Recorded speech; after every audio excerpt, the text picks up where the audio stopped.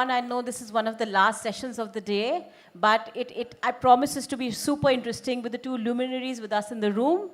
We have two distinguished gentlemen whose reputation precedes them. They both are masters of reputation in their own right. And I'm super delighted to get the opportunity to introduce them to you. And of course, also talk to them about the topic that we have today, which is about building trust in high-stake environment. So welcome, Anuj, and welcome, Shubho. And thanks for your time, for joining us. Thank you. I'll start with a quick introduction just for some of you who may or may not have the opportunity to have heard the two gentlemen before. But I doubt that's the case because both are in the public eye. A quick introduction to Mr. Dayal. He is a luminary in public sector communication. He's built DMRC, which is the Delhi Metro Rail Corporation, from ground up. He's been the voice of Delhi Metro since its inception.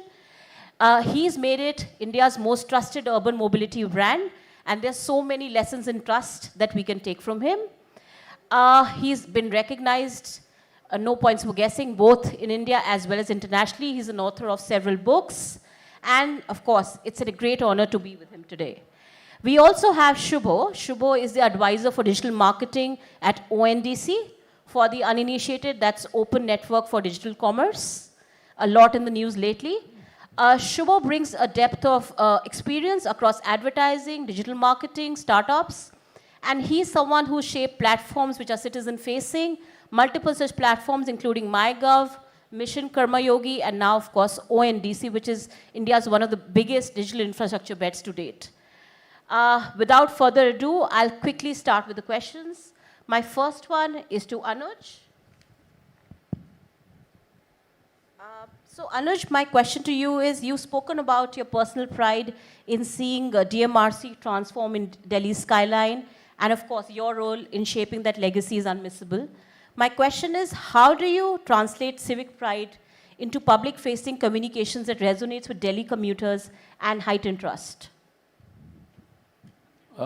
Civic pride is something when the people were very skeptical about the metro when it came. It was described as a white elephant. There were many times when it was supposed that the company would be shutting down when we joined the Delhi Metro. So there was a lot of, because to build a flyover in a city like Delhi, it used to take years. So we were planning to build metro very fast. We opened the first section in only 4 years. So nobody believed that it could ever be done. Second, the culture for using a metro is required. The civic sense, the culture. That also they were very doubtful whether people of Delhi, supposed to be one of the roughest cities in the world, whether they will be able to adapt to Delhi Metro. Because to use a metro, you require a lot of discipline. You have to stand in a queue, you have to have an automatic fare collection gate, you have to go on an escalator in a line, then you have to enter. So people were very doubtful whether people will behave. But we did a very massive communication program, very low cost. And it was more, because the area we were starting was in the eastern part of the city, which is socio-economically slightly backward. So there we used very different types of tools of communication. We went in for things like Nukkad Natak, street plays, so that people from this, because they never read newspapers. At that time, TV was not even there, hardly there. I mean, it was only 1 or 2 channels which were there. And digital was not there at all. So we had to go around the streets explaining to them that Bijli ka, electricity, that escalators, Bijli ka CD, and gradually break in their confidence. Of course, physically, we had to position people at various places. So they started accepting Delhi Metro. Excellent. And what do you think were the moments where you could see that, they were actually the high points which helped you cement trust? Could you give us an example? Because so many people want to learn from you. Trust builds up only with performance. Our operations performed. When the metro started with such high-end technology, which was a revolutionary jump in the railway sector for India. You see the Indian railways, you see the trains compared to the world. You go to China and other countries, bullet trains are running all over the place. The trains are running at 200 plus kilometers. Here we are still struggling at 150, 160. So there was no revolution in the railway industry in India. Metro was the first sector in the railway sector in India which had a revolutionary jump in terms of technology. So people were very skeptical about Delhi Metro at that time. So it was a quantum jump as far as metro technology is concerned because we were the best in the world. We introduced contactless tokens for single journeys for the first time. And where there were many initiatives. So our maximum number of visitors who used to come to visit the Delhi Metro were from US and Europe because their metros are very much older. And we have now driverless trains. So we are a very advanced metro internationally. So that was something which was recognized internationally and the public has also appreciated it. Excellent. I think so, not just building Delhi Metro, but also building India's pride. My next question is to you, Shubho, and actually a different one. You're actually building ONDC, which is not exactly a typical brand or a typical platform that users in India are used to. They may not even know the app they're using. Sellers are often unknown and trust queues are scattered. In such a scenario, how do you build user confidence where there's no singular brand promise, say for like an Amazon, and what is the expectation for a seamless, secure, trustworthy transaction for the consumer? So how are you navigating this? It's a very difficult question. But first of all, thanks for having you over. And I was just listening to Anuj. I mean, I completely agree with him. Delhi Metro is the best metro in the world, and I'll request the audience for a round of applause. Okay, this is something we are really proud of. Something we're really proud of, and my daughter is in New York, and some of you may have seen pictures of the metro being completely flooded. I mean, I think they call it subway or something else. Okay.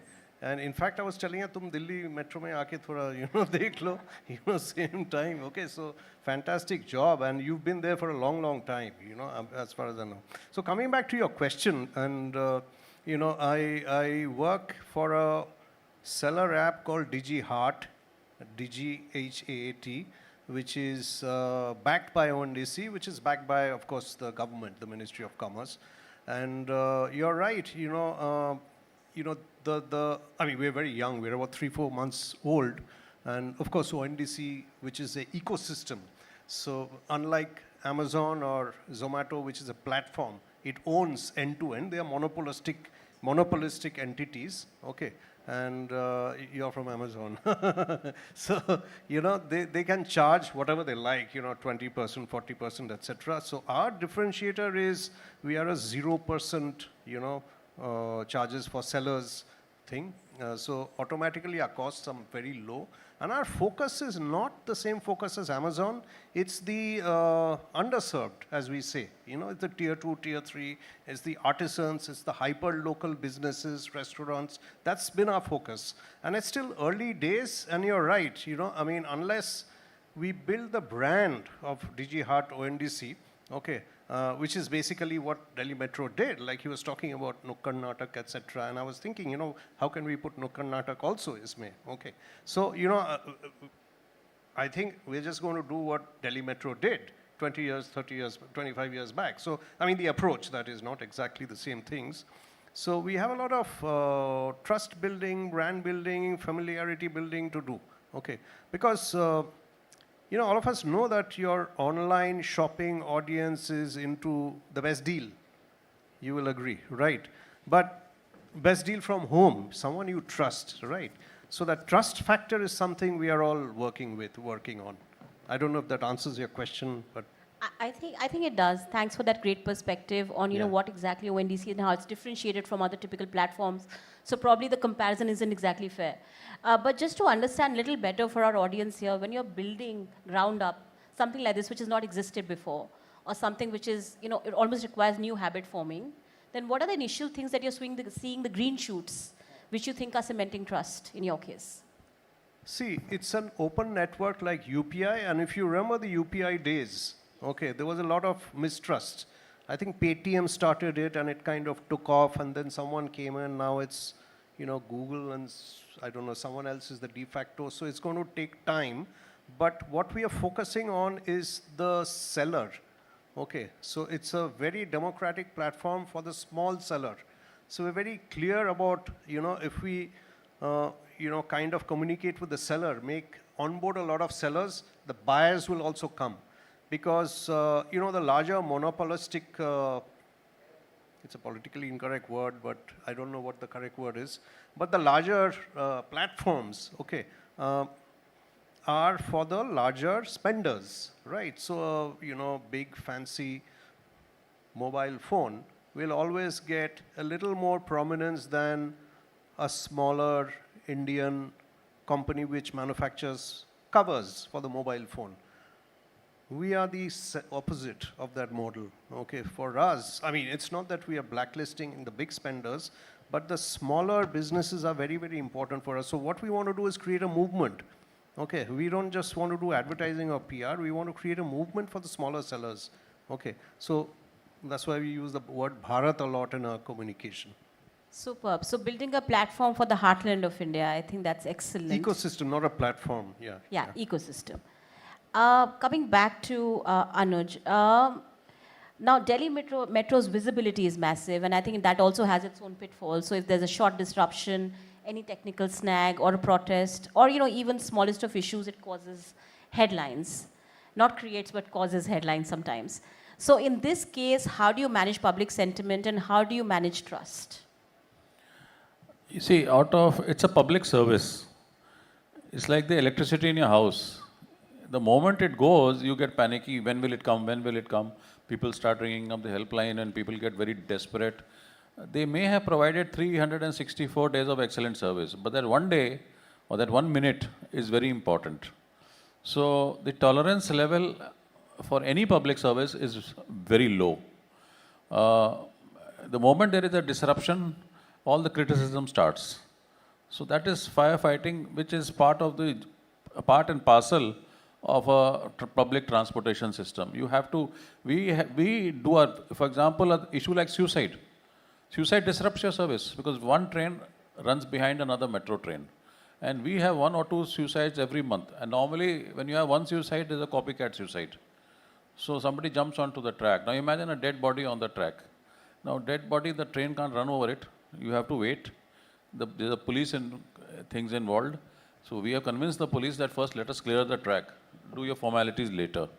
So literally our staff has to jump onto the track, arms, legs, parts of the body, everything has to be removed from the track. And the driver who comes and hits somebody, if somebody jumps right in front, our drivers have saved many people because their reaction time is the same as a pilot. When we select a metro driver, we see his psychological profile. If he reacts fast, then only he can become a metro driver. So many times we have been able to save people also. But you do run over. So our station controller, who is like a station master in the railways, station master can also run the train. They're trained, both they work alternatively. So we have to change the driver. We don't allow that guy because of mental trauma, we don't allow him to take the train. All this whole activity has to be done within minutes. Suburban transport is very different from Indian railway transport. Here public tolerance is so low, you have to do everything. If there is a disruption, because it's a electrical, mechanical, and after all a technical thing. We have we are on war mode. If there is any disruption, you have to identify, you have to resolve the problem, because whatever you might do, the public sentiment is going to remain. However, like you said, the expectation level from DMRC was so high.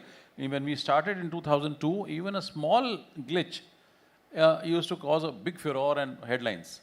Today, acceptance in the media and in as far as the various forms of media are concerned is much more. So it is not as sensational as it used to be. They've gradually got used to it.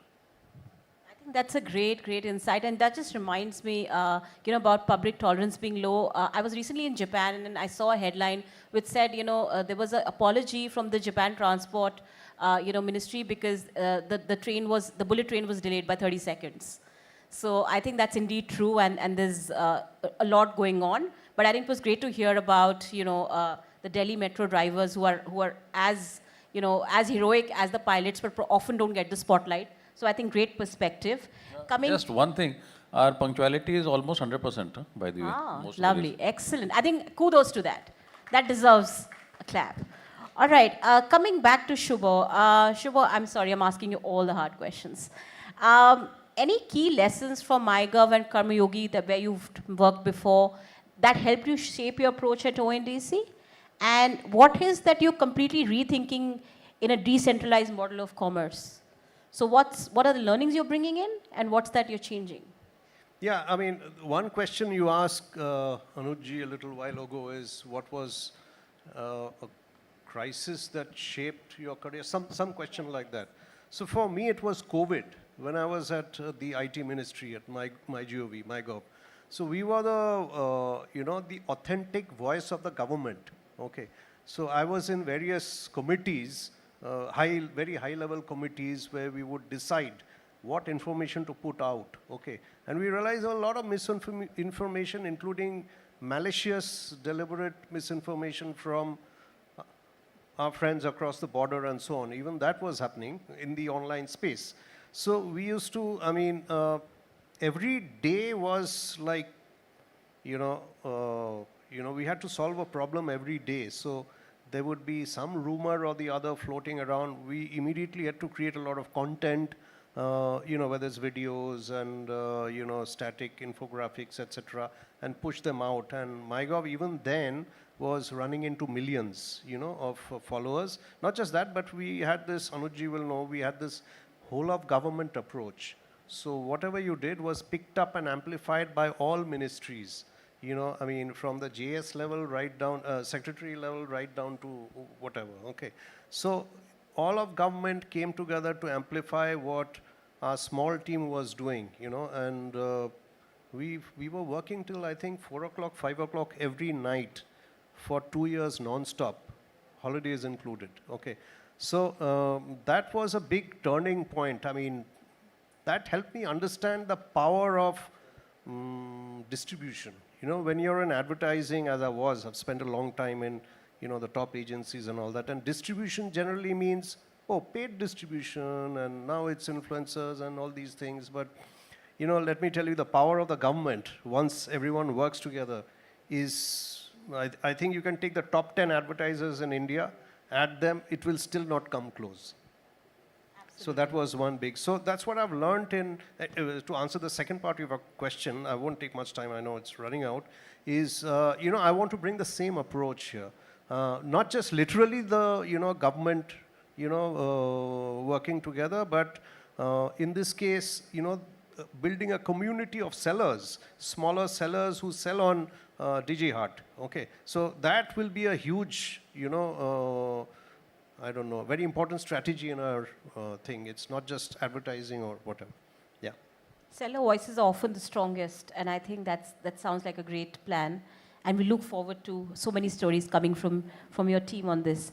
I'll come to the final joint question for both of you, and we can go in any order.